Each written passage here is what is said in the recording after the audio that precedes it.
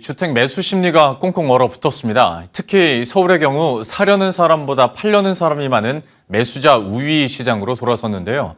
이 부동산 시장이 4년간의 폭등장을 지나 비로소 대세 하락기로 진입하는 것 아니냐는 목소리가 나옵니다. 관련한 내용은 윤석진 기자와 함께 이야기 나눠보도록 하겠습니다. 일단 최근 들어서 확실히 부동산 시장의 분위기는 많이 바뀐 것 같고 방금 말씀을 드린 것처럼 서울 같은 경우에는 지금 그러면 매수자 우위 시장으로 완전히 돌아선 겁니까? 네, 그렇습니다. 서울 집값이 하락할 것이라는 전망이 상승할 것이라는 전망을 최근에 앞지르게 됐습니다. 월간 KB 주택시장 동향에 따르면 이달 서울주택 매매가격 전망지수는 94.1로 지난달보다 18.9포인트 하락했습니다. 지수가 100m로 떨어진 것은 지난해 5월 이후 이번이 처음인데요. 이 지수는 전국의 중개업소 4천여 곳을 대상으로 집값 전망을 조사한 것으로 지수가 100 이하면은 2에서 3개월 후에 집값 하락 전망이 우세하다는 의미입니다. 예.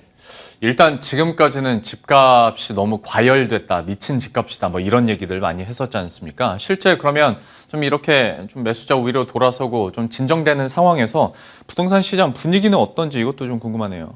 네, 최근 들어서 서울의 주요 아파트 단지들을 중심으로 실거래가 하락세가 두드러지는 추세입니다. 예. 실제로 서초구 도곡동의 반포자이가 55억 원에서 54만 원으로 줄었고요. 그리고 잠원동 신반포 11이 29억 원에서 28억 1천만 원으로 3%가량 하락 거래됐습니다. 반포 프루지오는 18억 원에서 15억 원 후반대로 12% 넘게 떨어졌고요. 이뿐 아니라 노도강과 마포에서도 하락 거래가 이루어지고 있습니다. 서울 지역 전체를 놓고 봐도 하락 거래 비중이 크게 늘었습니다. 최근 서울 거래 10건 중 3건이 하락 거래일 정도로 하락 거래가 증가했는데요. 10월 기준으로 서울 아파트 실거래가 하락 비중은 31.8%로 전달보다 8.2%포인트나 상승했습니다. 예. 뭐 실제 사례들을 보면 뭐 아직 비싸긴 합니다만 그래도 하락 거래가 확실히 늘어난 건 우리가 느낄 수가 있는데 그러면 전체 집값의 기조는 좀 어떻습니까? 네, 당장 하락세로 전환된 것은 아니지만 서울을 비롯한 전국의 아파트값 상승률은 5주 연속으로 내리막길을 걷고 있습니다. 전국의 주간 아파트 매매 가격 상승률은 지난달 0.25%에서 지난주 0.17%까지 내려갔고요. 서울 역시 0.17%에서 0.11%로 상승폭이 줄었습니다. 거래 절벽도 심화되는 양상입니다. 매수자 우위 시장이 지속되면서 호가를 낮춘 매물들이 속속 등장하고 있지만 거래는 여전히 이루어지지 않고 있는데요.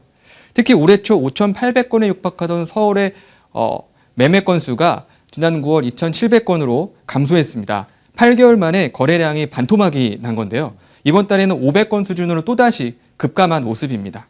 전통적으로 거래량 감소는 집값 하락의 전조 현상으로 해석이 됩니다. 예. 뭐 지금까지 윤석진 기자가 설명해 준 대로 하락 시그널은 계속 나오고 있는데 그렇다면 이제 궁금한 게 물론 시간을 좀 더 두고 지켜봐야겠습니다만은 이걸 대세 하락으로 돌아선 거라고 봐도 되겠습니까? 어떻습니까? 네, 현재로서는 국내 부동산 시장이 급등기를 지나서 안정기로 접어들었다는 의견이 지배적입니다. 그러나 또 다른 상승을 위한 숨고르기일지 본격적인 하락의 시작일지는 좀 더 지켜봐야 한다는 의견도 많은데요. 변수는 내년 3월에 치러지는 대통령 선거입니다. 내년 대선을 계기로 부동산 규제가 완화되면 장기적으로 집값 하락이 가속화될 수 있다는 의견이 나오는데요. 전문가의 설명을 직접 들어보시겠습니다. 친시장적인 정책이 된다면 가격은 빠질 겁니다. 결과적으로는 장기적으로. 단기적으로는 이렇게 오르는 것처럼 보이겠지만 롱텀으로 보면은 당연히 시장이 이제 안정이 돼서 선순환 구조가 만들어지면 양도세로 이제 출구가 막혀 있는 부분에 대한 것도 분명히 해결이 될 거고요. 그러면은 이제 매물이 돌게 되죠. 그러면 선순환 거래가 만들어지면서 시장은 편해질 겁니다. 네, 선거와 상관없이 추가 상승이 불가피할 것이라는 의견도 만만치 않은데요. 이 또한 전문가의 설명을 직접 들어보시겠습니다. 부동산 관련 정책은 주택 공급을 늘리겠다는 겁니다. 그리고 지금까지 발표된 광역교통망 계획들, 대표적인 것이 GTX 이런 겁니다. 그런데 이런 부분들은 전부 다 해당되는 지역의 부동산 가격을 끌어올리는 개발 호재로서 작용을 하게 됩니다. 네, 기준금리 인상이 당장 가격 하락으로 이어질지도 불분명합니다. 금리 인상 시 다주택자 매물이 쏟아지면서 가격 하락으로 이어질 것이라는 의견과 그럼에도 버틸 것이라는 의견이 맞부딪히고 있는데요. 곳곳에서 집값 하락 징후가 포착되고 있지만 대세 하락이라는 표현을 쓰려면 시장 상향을 좀 더 지켜본 후에 해도 늦지 않을 것 같습니다. 예, 지금까지 윤석진 기자와 함께했습니다. 잘 들었습니다.